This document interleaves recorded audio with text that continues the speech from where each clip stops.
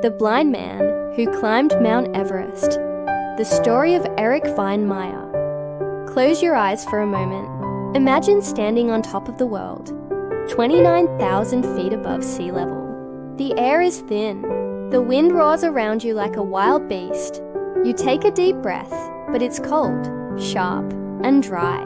Now imagine doing all that without being able to see. That's what Erik Weihenmayer did. He was the first blind man in history to climb Mount Everest, the highest mountain on Earth. But this story isn't just about climbing a mountain. It's about conquering fear, overcoming doubt, and proving that the biggest barriers in life are not the ones we see, but the ones we believe. Erik Weihenmayer was born in 1968 in Princeton, New Jersey, USA. He was an energetic boy, full of life, full of curiosity.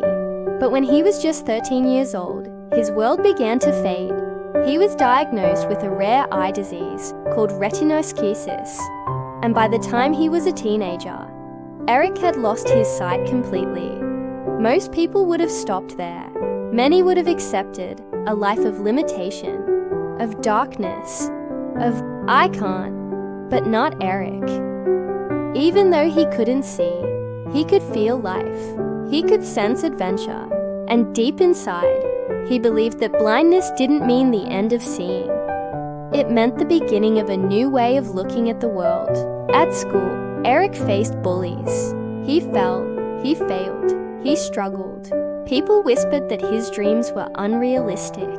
Even his teachers told him to be careful, to avoid risks, to stay safe, to accept the reality of his condition. But Erik refused to let other people's fears shape his destinies. He joined the wrestling team. He became strong, confident, and learned one of life's greatest lessons. You don't have to see the path to move forward. You just have to trust the next step. That lesson would guide him for the rest of his life. Years later, Erik fell in love with rock climbing. Yes, rock climbing, the sport that demands perfect vision, balance, and awareness. He couldn't see the rocks or the heights, but he could feel them with his hands and his feet. He used sound, touch, and memory to find his way up. Every time he climbed, he didn't just move upward. He moved beyond the limits others placed on him. He learned that the real climb was not the wall or the mountain. It was the climb within, the climb to silence doubt. Then, in his early 30s, Erik set a goal that shocked everyone. He wanted to climb Mount Everest. People laughed. Some said, "This is impossible." Others called it dangerous, foolish, even suicidal. But Erik didn't listen. He had already lived his whole life defying impossible. For him, Everest was not just a mountain. It was a message to every person who ever said, "I can't." Training began. For months, he worked harder than ever. Physically, mentally, emotionally. He trained with his team, a group of skilled climbers who believed in him.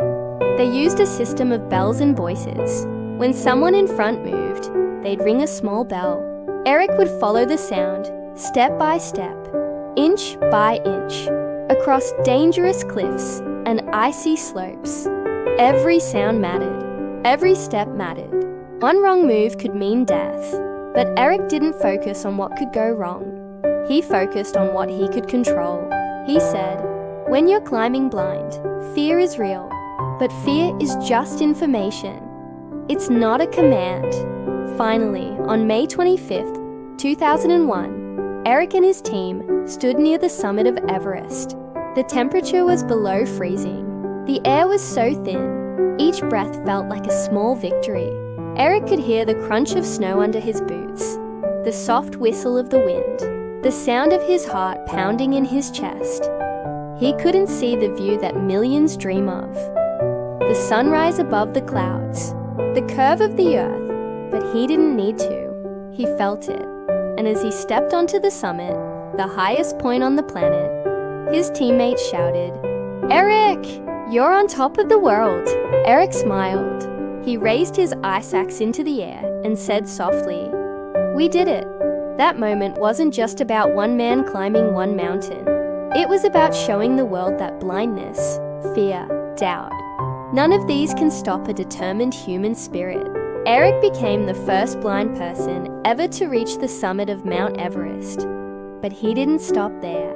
He went on to climb the 7 summits, the highest mountain on every continent. Later, he kayaked down the Grand Canyon, one of the most dangerous rivers in the world. All of that, completely blind. So, what made Erik different? Was he stronger, smarter, luckier? No, he simply refused to let blindness define what was possible. He turned every "I can" into "how can I?" That's the real mountain he climbed. Not Everest, but the mountain of self-doubt. And that's a mountain every one of us must climb in our own way. Think about it. How many times do we stop ourselves because we can't see the result? We wait for perfect conditions, perfect confidence, perfect timing. But life doesn't work that way. If you wait until you can see every step clearly, you'll never take the first one. Erik taught the world that success doesn't come from sight. It comes from vision, not from eyes, but from courage. So maybe your mountain isn't Everest. Maybe it's learning English. Maybe it's starting something new, or fighting through fear, or believing in yourself again. Whatever it is, remember Erik's lesson. You don't have to see the top. You just have to take the next step. One step, then another, then another. Erik Weihenmayer once said, "Great things happen when you stop seeing barriers and start seeing possibilities." His life is proof that the human spirit is stronger than any obstacle. And when we climb with courage, trust, and purpose, even the tallest mountain can't stop us. Music shifts to hopeful, uplifting ending. So, my friend, what's your mountain? What's the thing you've been afraid to start? Don't let fear, doubt, or darkness hold you back. Your next step might be small, but it's the start of something great. If Erik could climb Mount Everest without sight, you can climb the mountain in front of you, whatever it is. Thank you for listening to this story on Speaking English I3s. If Erik's story inspired you, take a deep breath, smile, and take your next step forward today. And if you enjoyed this story, make sure to subscribe to our channel, because here, we don't just learn English, we learn to believe in ourselves.